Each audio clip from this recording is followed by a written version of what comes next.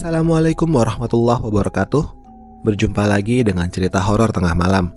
Kali ini saya akan membawakan cerita Angkara Loka bagian keempat. Sebelum mendengarkan, jangan lupa untuk klik tombol subscribe, tombol like, dan tombol lonceng untuk mendapatkan notifikasi agar tidak ketinggalan cerita horor menyeramkan selanjutnya. Tanpa berlama-lama, langsung saja kita menuju ke ceritanya. Angkara Loka bagian keempat. Pertolongan kaum Anjali. Desir angin menerpa tubuh Panji dan juga Arya.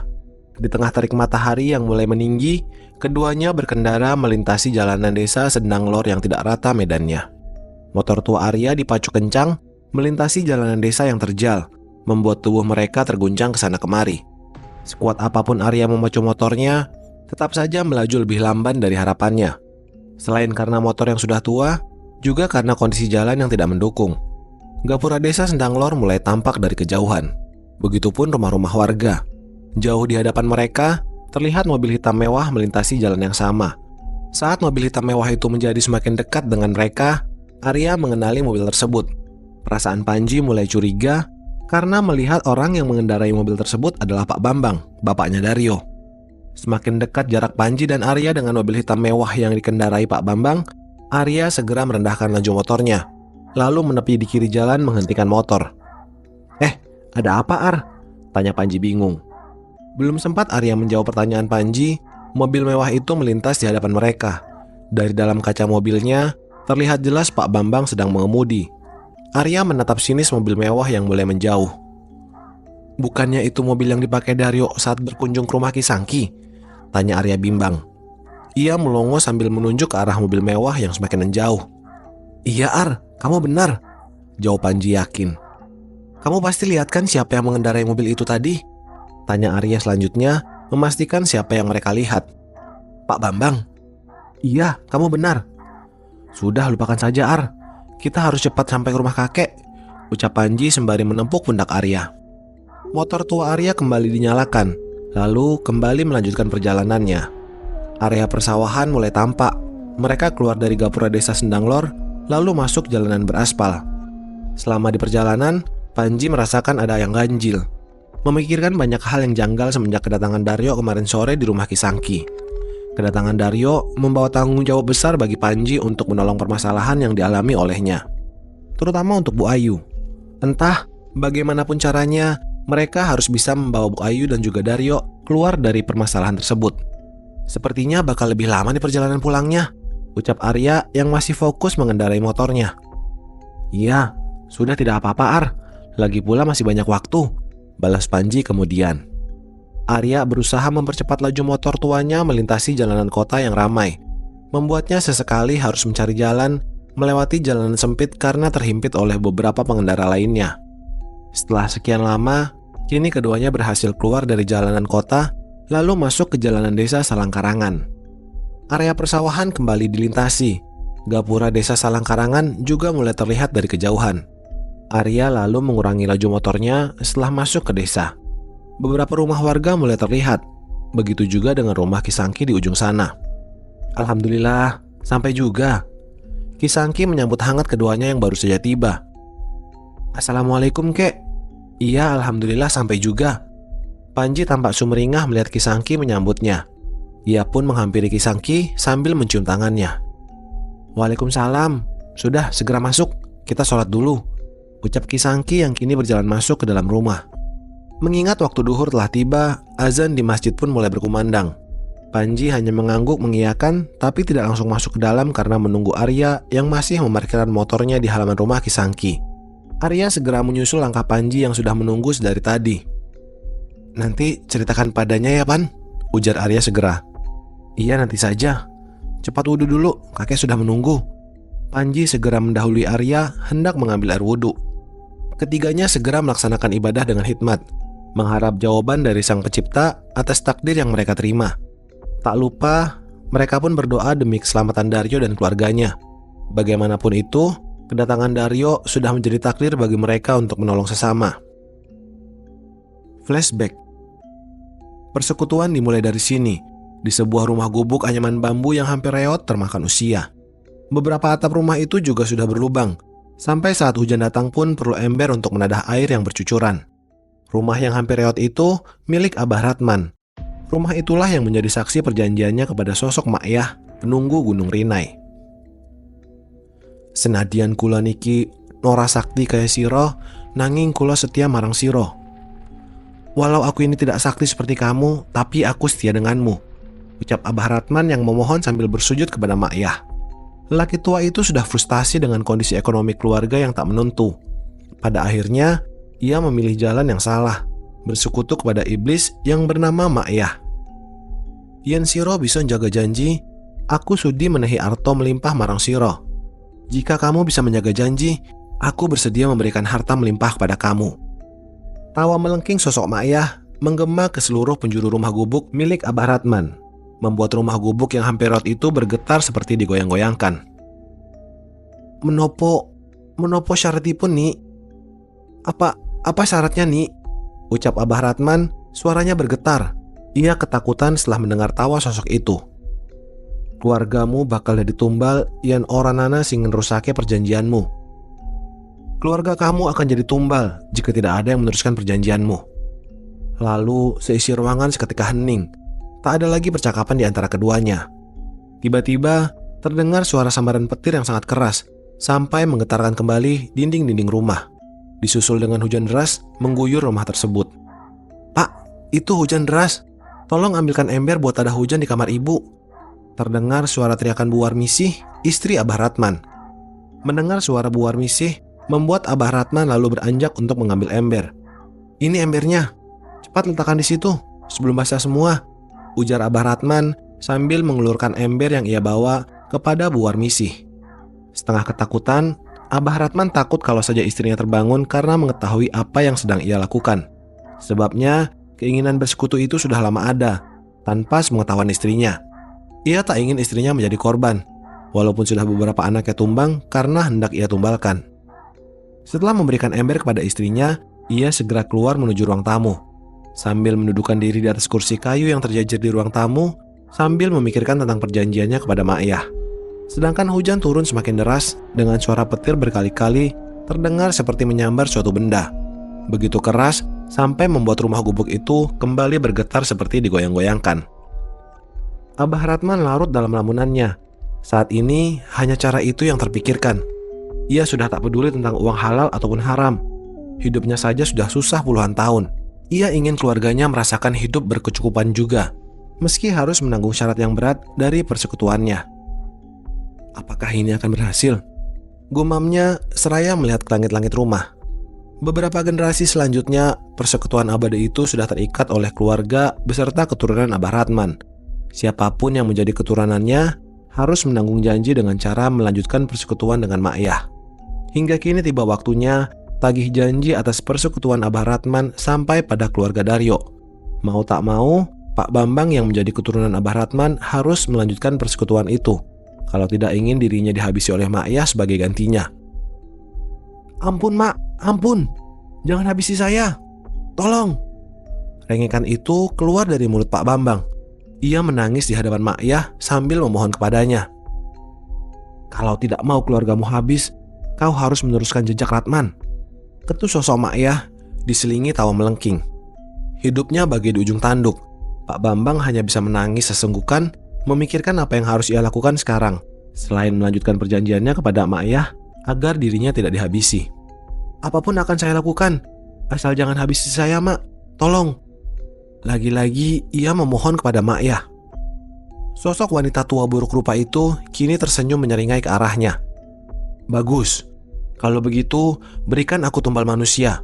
Niscaya hidup keluargamu akan selalu makmur, pinta Ma'yah segera. Belum sempat ia bertanya kepada Ma'yah, tapi sosoknya sudah menghilang dari hadapan Pak Bambang. Ia terperanjat, melongo sebentar menatap ruangan kosong di depan matanya. Ia benar sendirian sekarang setelah sosok itu menghilang. Pak Bambang segera bangkit, mengusap air matanya segera.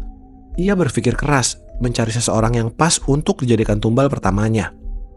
Iya benar, Sari. Mbak menemukan sebuah cahaya di dalam gelap. Tiba-tiba ia terpikirkan seseorang yang pas untuk ia jadikan tumbal. Sari, seorang pembantu rumahnya itulah yang akan jadi sasaran pertama. Ia segera beranjak. Langkahnya terhenti di depan pintu kamarnya yang sudah ia buka lebar. Kedua bola mata Pak Bambang tengah sibuk mencari di mana Sari berada. Tetapi ia tak kunjung menjumpai perempuan yang ia cari. "Sari, kemari cepat!" teriak Pak Bambang memanggil Sari. Dari arah belakang rumah terdengar suara sandal yang bergesekan menyentuh tanah. Suara itu lalu hilang berganti dengan derap langkah kaki yang terdengar mendekat ke arahnya. "Iya Pak, sebentar," jawab Sari. Suaranya semakin mendekat ke arah Pak Bambang. "Kamu ini dari mana? Dipanggil kok lama sekali," ucap Pak Bambang ketus. Sari hanya bisa menunduk, jari jemarinya gemetar. "Maaf Pak, tadi lagi di belakang ngurus ayam-ayam," jawabnya segera. Sementara Pak Bambang, ia hanya bisa menelan ludah. Sebenarnya ia takut melakukan apa yang sudah menjadi tugasnya. "Halah, ya sudah, bantu saya ke kebun. Kebetulan Ibu dan Daryo belum pulang, jadi nggak bisa bantu-bantu." Sari hanya mengangguk mengiyakan ajakan Pak Bambang. Namun entah mengapa firasatnya mengatakan hal buruk akan terjadi padanya. Tetapi segera ia tepis karena tak ingin mencurigai majikannya sendiri. Suasana sore begitu indah dengan langit jingga yang hampir pudar berganti dengan kelabu. Kedua mata Panji hanya bisa memandang indah langit yang mulai gelap. Ia larut dalam lamunannya. Ia begitu bingung memikirkan permasalahan yang harus ia hadapi sekarang. Ia segera menghela nafas panjang, membuang seluruh resah yang besarang. Apa hubungan Punden Berundak itu dengan Gunung Rinai? Tanyanya pada diri sendiri. Angin sore berhembus dengan kencang. Hanya suara gesekan dedaunan dan juga burung yang dapat ia dengar. Akan tetapi, di sela-sela hembusan angin itu, ia bisa mendengar dengan jelas suatu bisikan masuk ke telinganya. "Jangan lalai Panji, punden itu sendiri sebagai sarana pemujaan," bisikan dari seorang titisan kepada Panji. "Lalu, kenapa punden itu dibangun di Gunung Rinai, Prabu? Untuk apa?" tanya Panji segera. Ketika ia merasa bahwa ruang astral masih bergesekan antara Panji dan seorang penitisnya. Tak berselang lama, akhirnya ia mendapat sebuah jawaban. Punden Berundak itu sudah lama menjadi sarana pemujaan sejak dibangun oleh kerajaan Balapati. Mendengar bisikan itu membuatnya sangat terkejut. Tak menyangka bahwa urusannya kali ini masih berhubungan dengan sang penitisnya, di mana perselisihan kerajaan Swatanegara dan Balapati belum terpecahkan. Hal itu memaksanya untuk terus menggali kisah yang telah lama terpendam bahkan tergerus dalam ingatan. Kalaupun benar punden itu masih berhubungan dengan kerajaan Balapati, maka akan semakin sulit untuk mereka mencari jalan keluar. Panji segera beranjak. Ia berlari hendak menemui Arya dan juga Kisangki. "Arya, ada hal penting yang harus dibicarakan," pekik Panji yang sudah melihat Arya tengah duduk di kursi kayu. Arya menyadari kedatangan Panji. Ia menoleh sambil mengeringkan dahi. "Ada apa?" tanyanya segera. Perbincangan keduanya pun turut mengundang rasa penasaran Kisangki. Lelaki tua itu pun mendekatkan diri sambil menyimak perbincangan hangat mereka.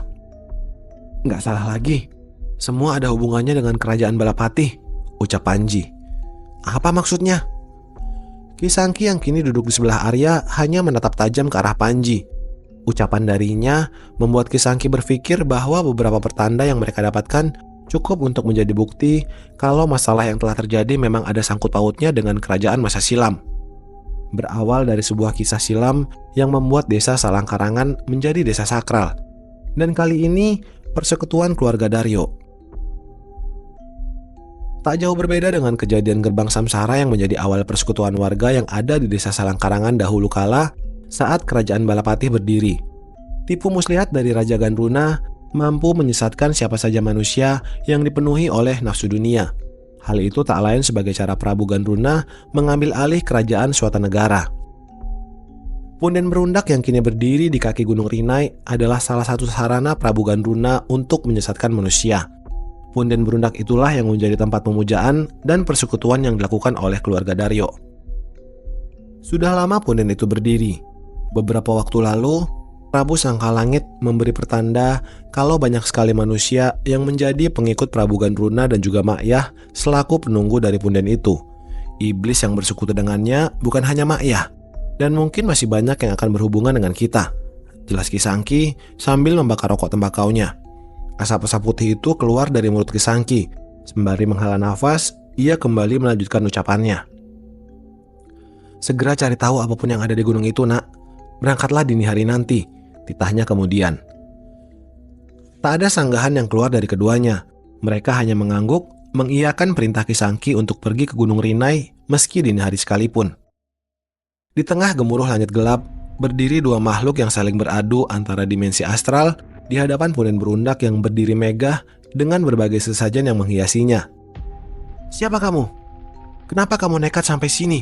Dasar bocah ingusan!" bentak sosok Makyah kepada seorang gadis pengembara yang bernama Sukma Sekar Anjali. Gadis itu bukan manusia biasa. Ia pun dikaruniai sebuah ilmu yang tak kalah besar dari Panji. "Nggak penting. Harusnya aku yang bertanya kenapa sosok sepertimu ada di sini," bantah Sukma tanpa rasa takut sedikit pun. Seketika angin bertiup begitu kencangnya membuat rambut panjang Sukma yang terurai segera terhempas terkena tiupannya. Angin itu pun semakin berhembus kencang, membuat suhu di kaki gunung yang sudah dingin menjadi lebih dingin lagi. Saking kencangnya, tiupan angin di sela-sela mereka membuat dedaunan berterbangan ke sana kemari. Suasana malam itu kian mencekam.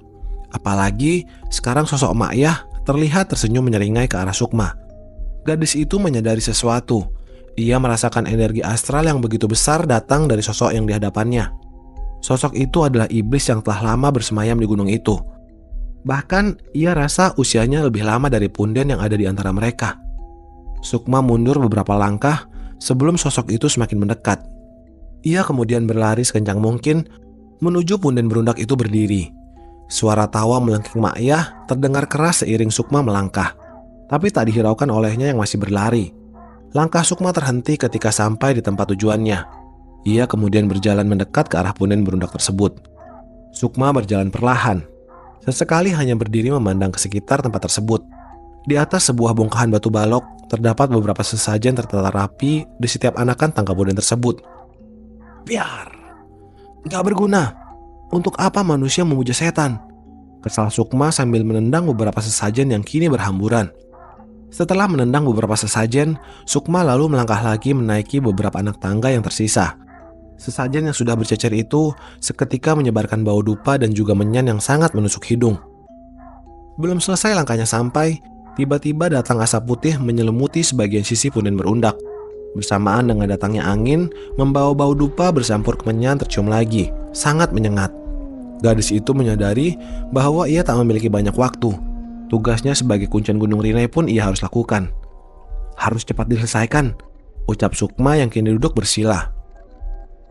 Di tengah Punden Berundak yang berdiri megah, seorang gadis dengan ilmu putih sudah duduk bersila sembari membaca mantra. Udara di kaki gunung itu mulai terasa mencekam. Tiupan angin menerpa pepohonan tinggi di sekitarnya. Merasa tak memiliki banyak waktu lagi, Sukma segera membaca mantra terakhir untuk membuka portal dimensi astral. "Terbuka sudah. Angkara Loka, aku datang." Kedua bola matanya menatap sebuah cahaya yang menunggunya. Sebuah portal dimensi astral berhasil ia buka. Malam yang seharusnya tenang malah membawa berbagai pertanyaan yang tak henti berputar di benak Panji. Tak lain tentang Gunung Rinai yang akan ia kunjungi nanti.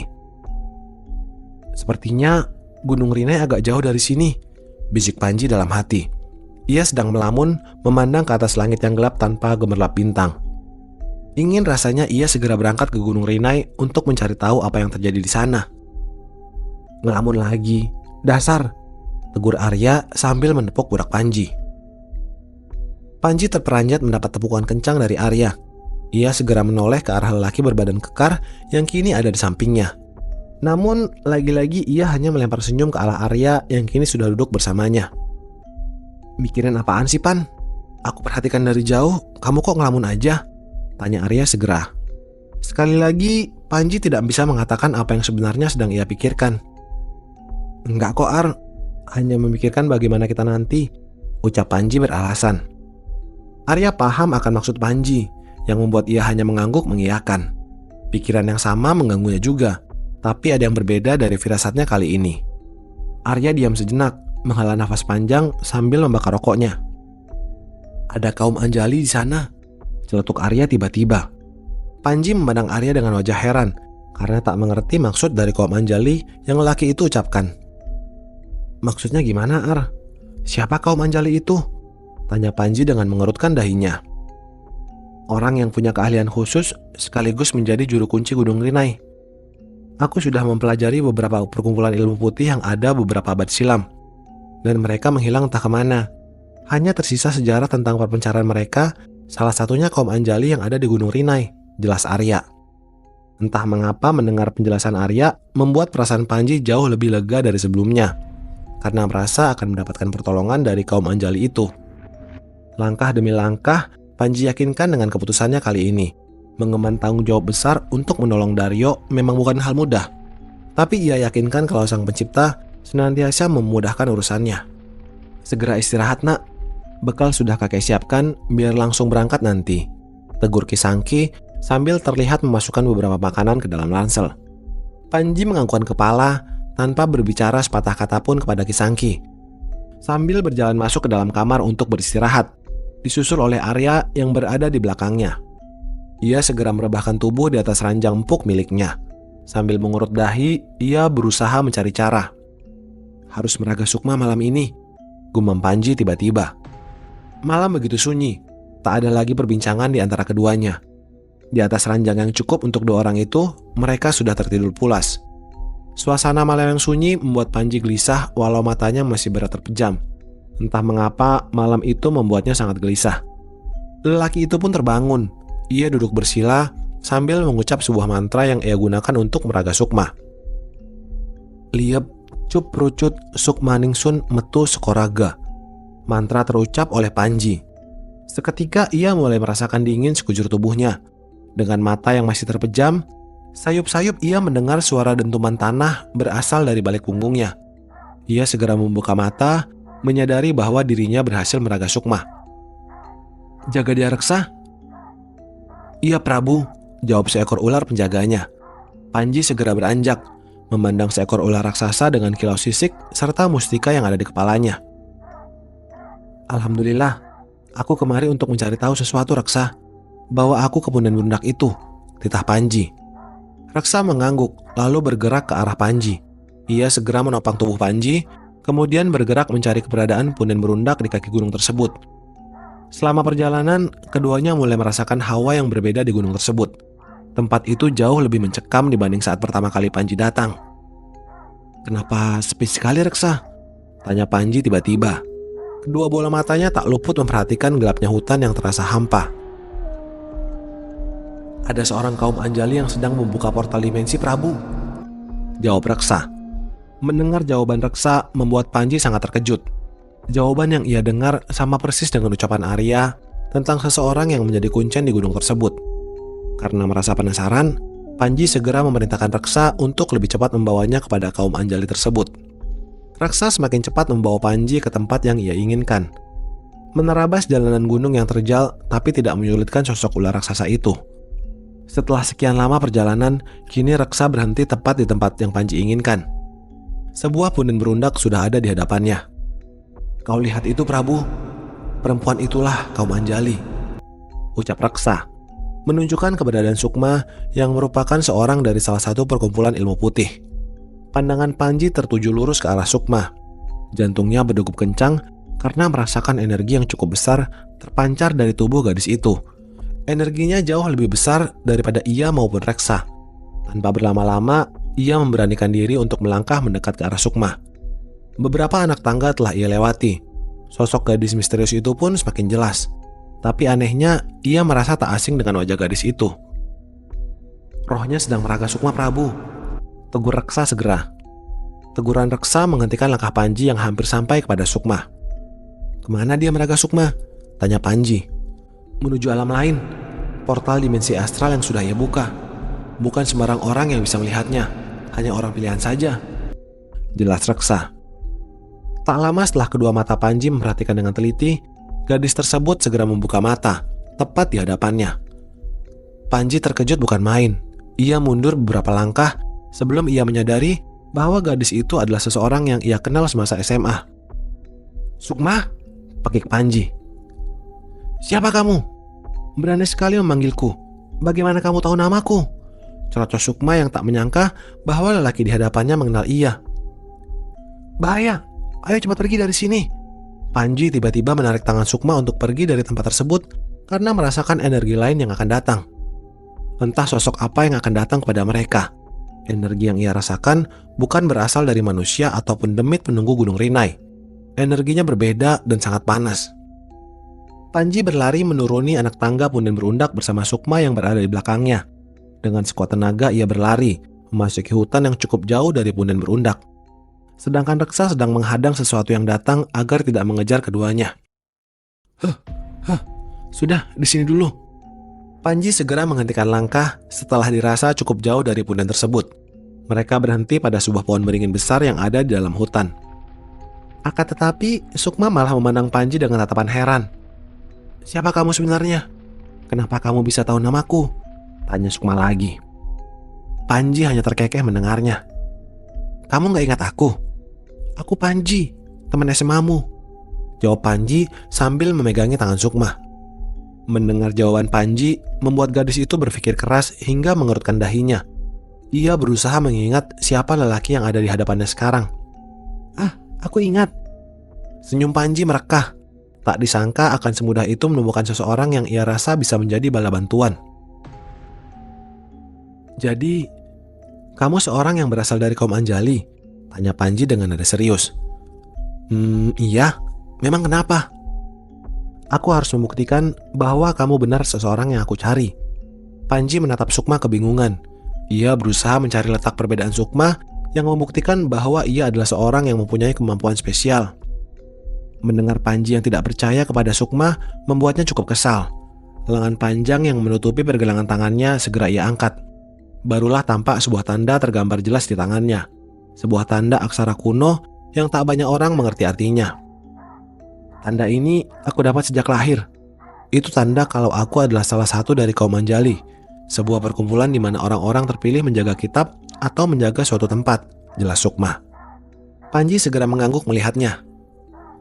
"Aku dengar kamu juru kunci di sini," tanyanya lagi.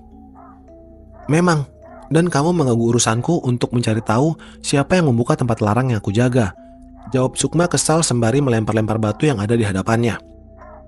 Jawaban Sukma membuat Panji mengerti siapa seseorang yang gadis itu cari.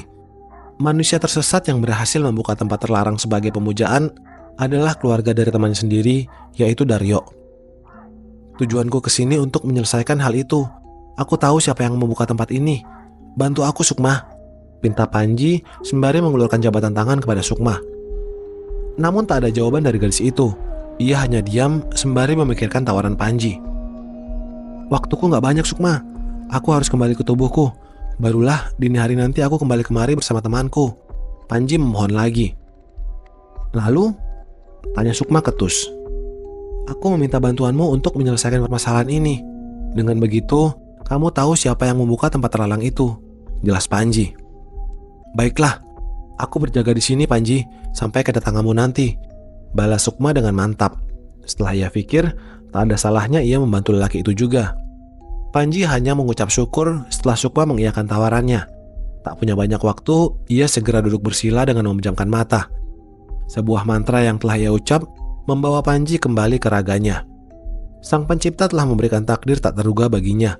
Pertemuan singkat dengan Sukma adalah pertanda baik bagi mereka. Sudah waktunya persekutuan ini bakal berakhir. Kehadiran Panji dan Arya sudah dinanti-nanti. Bukan hanya Sukma Sekar Anjali yang menanti kehadiran mereka, tetapi juga sosok Makyah yang sudah mempersiapkan hal besar untuk keduanya. Apakah kedatangan mereka kali ini akan berhasil atau malah habis di tangan Makyah? Tentu tidak semudah yang dipikirkan. Tipu daya Makyah tak sebanding dengan bala bantuan yang telah datang kepada mereka. Demikian cerita Angkara Loka bagian keempat. Nantikan bagian kelima di video selanjutnya. Terima kasih buat teman-teman yang sudah mendengarkan cerita horor tengah malam. Saya pamit. Wassalamualaikum warahmatullahi wabarakatuh.